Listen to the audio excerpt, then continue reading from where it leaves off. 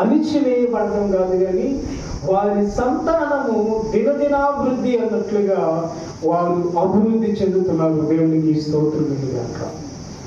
మొట్టమొదటి మాట ఏంటి అంటే శ్రమలలో అభివృద్ధి. ఏంటట?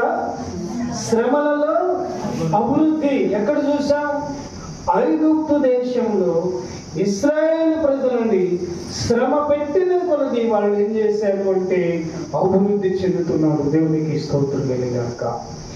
దేవుడు నీకు ఇచ్చేటువంటి అభివృద్ధిని, ఆశీర్వాదాన్ని, దీవెనలను ఎవడు అడ్డుపెట్టినా అవి ఆగనే ఆగవు. కారణం ఏంటి అంటే దేవుడు నీ పక్షంగా ఉన్నాడు కాబట్టి నీ అభివృద్ధిని కానీ నీ యొక్క ఆత్మీయ జీవిత స్థితిని కానీ ఎవడు కూడా భంగపరచలేరు.